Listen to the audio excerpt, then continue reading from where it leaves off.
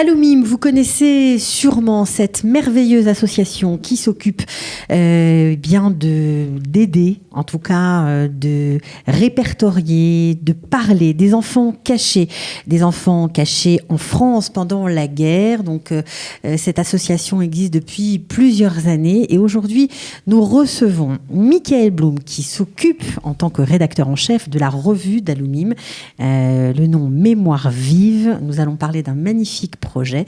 Si vous aimez les livres, restez avec nous.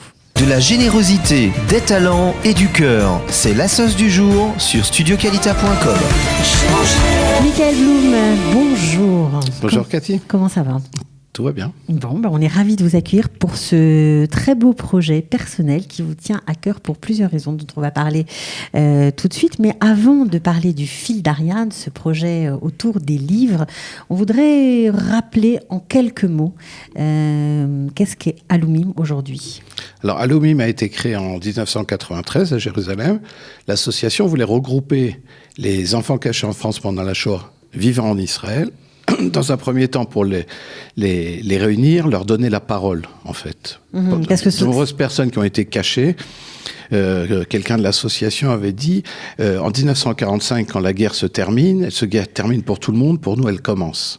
C'est des enfants qui, soudain, se retrouvent seuls, pour la plupart orphelins, et cachés chez des gens qu'ils ne connaissent pas, et se retrouvent face à un nouveau monde qui fête la liberté, la victoire, et qui, eux, sont seuls au monde. Et pendant des années, ils n'ont pas parlé, et le but de l'association, le premier but de l'association était de leur donner la parole, de leur donner les moyens de revivre, d'aller mieux, en fait. C'est pour ça que la revue Mémoire vive a été créée, c'était un de ses buts ? Tout de suite, dès que l'association a été créée, il y a eu la revue, et un des buts était tourné vers les membres de l'association, donc les enfants cachés en France et qui vivaient en Israël. L'autre était directement de faire connaître cette histoire aux jeunes générations. Donc la revue a tout de suite été bilingue, en français et en hébreu, pour pouvoir arriver auprès de la plupart de ces gens. Imaginez des gens qui sont arrivés en 48 jeunes, ou dans les années 50, qui ont eu des enfants et des petits-enfants en Israël, à qui ils n'ont pas réussi à parler, à qui ils n'ont pas réussi à raconter, dans un pays où la Shoah est souvent racontée par le prisme du judaïsme polonais, russe. Et il n'y avait pas tellement de place pour ces Juifs de France. Les Juifs de France, c'est la particularité de la France. C'est-à-dire la France, c'est à la fois le pays qui collabore, mais c'est aussi le pays où il y a le plus d'enfants cachés, le plus de justes, proportionnellement. C'est un pays où la majeure partie des Juifs de France ont réussi à échapper à la déportation.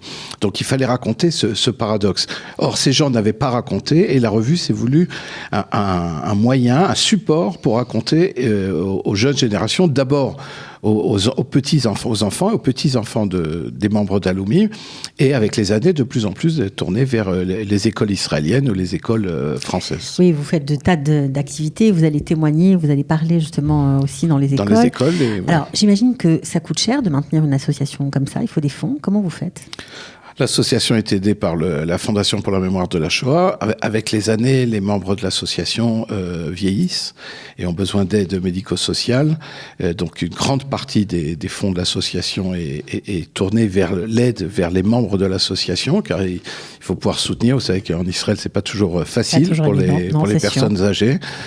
Et donc, c'est une grande partie des activités. Par ailleurs, il y a des activités, des groupes de parole, des conférences, des excursions et des activités éducatives, principalement d'aller dans les écoles, aller à Yad Vashem, aller rencontrer des groupes, des jeunes, des moins jeunes, pour parler, pour témoigner tant qu'on peut encore témoigner.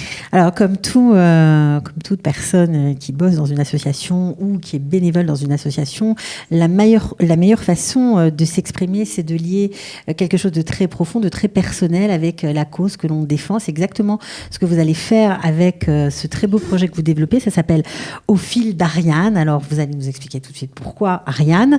En fait, vous allez proposer d'acheter des livres, au sein de l'association Alumim, et l'argent de cette vente de livres reviendra dans on va dire l'escarcelle de l'association pour permettre de financer des activités éducatives. Alors, Au fil d'Ariane, ça s'adresse à qui ? Ça veut dire quoi, Ariane ? Alors d'abord, Au fil d'Ariane, c'est le nom donc de ce projet qui est une forme de librairie, mais qui en fait se trouve dans les locaux d'Alumim à Jérusalem, à Talpiot. Ariane, c'était le nom de ma mère. Ma mère était libraire, Ariane Manichever, était libraire à Paris, la librairie du Temple, connue de la communauté juive à Paris. Et elle est décédée il y a 24 ans et elle m'a transmis cet amour des livres et j'ai toujours voulu... Vendre des livres à Jérusalem. Vendre des livres à Jérusalem, c'est une forme de rêve. Comme j'ai choisi une autre carrière, une carrière de journaliste, je peux pas vendre des livres à plein temps, mais là, j'ai voulu créer quelque chose qui relie les choses qui sont importantes pour moi dans ma vie. Ma mère était fille de déportés, donc on a vécu, j'ai grandi avec ces histoires. C'était à la fois les histoires de la Shoah et aussi cet amour, cette passion pour la littérature. Ma mère était traductrice, elle a traduit plusieurs livres. Donc on a toujours vécu, j'ai grandi avec cette passion du livre. Et là, c'était l'occasion au sein d'Alumim, donc de créer quelque chose un lieu où les gens viennent apporter des livres. C'est un don à l'association. C'est ça, parce que c'est la spécificité du projet. Vous allez vendre des livres, mais ce sont des livres que vous récupérez de tout à chacun, en fait. Tout à fait. On n'achète pas de livres, on ne commande pas de livres. Les gens qui veulent se débarrasser de leurs livres en français, on parle bien entendu de romans, de livres à lire, les livres que chacun de nous a envie de lire de temps en temps. On voit derrière vous les photos. Ouais, il y a quelques illustrations. Des romans policiers, des livres simples, des livres très, très récents aussi. Les gens achètent des livres, ils ont fini de le lire, ils le déposent chez nous. L'idée étant vraiment de développer un lieu de rencontre, que les gens connaissent Alumim, ils viennent au bureau d'Alumim, c'est pas un endroit neutre. Il y a le journal, ils voient le lieu. Ils apprennent à découvrir l'association et ils peuvent donner en plus que d'acheter le livre, ils peuvent faire un don aussi pour permettre de diffuser mieux la revue. C'est important pour nous. Qu'on comprenne bien, en fait, en gros, on a des livres. Alors, pas de livres pour enfants, pas de livres codège, bien sûr. Simplement des livres, des romans qu'on des livres, romans, essais, bien sûr. Voilà. Pas de codège, je veux dire, pas de Sidorim, mais bien sûr de la pensée juive. On a aujourd'hui des livres des Manitou, André Nair sont les bienvenus chez nous, bien entendu. Mais... Alors, on vient avec ces livres qu'on a chez nous, par exemple, dont on a une bibliothèque qui explose, on n'a plus de place, donc on vous les dépose donc, gratuitement. Tout à fait. Et puis, je sais pas, une autre personne vient et peut les acheter pour une somme très modique. Voilà. Et ce sera un don pour l'association pour développer les activités éducative. Exactement. On a fixé deux prix fixes, c'est simple, les livres de poche à 15 shekels, les gros livres à 25, avec trois poches pour 60, 3 gros livres pour 100 shekels, et voilà, c'est simple. Vous venez, vous déposez de l'argent. Vous avez combien de livres ? On peut lire combien de livres chez vous ? Alors, on vient d'ouvrir. Hein, donc, je sais, ça fait même pas 15 jours. Voilà, et on a à peu près 1500 livres. Donc, immense majorité de romans.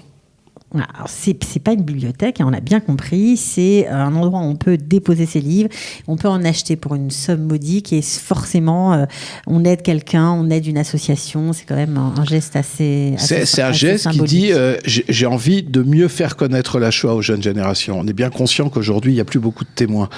Et imaginez qu'aujourd'hui on veut faire venir en dehors de Yom HaShoah durant l'année auprès d'écoles des gens qui ont connu la guerre, des gens qui ont été cachés à l'association, des gens qui ont des souvenirs. Il y a des gens qui n'ont pas de souvenirs, ils ont été cachés bébés ou à moins de 3 ans.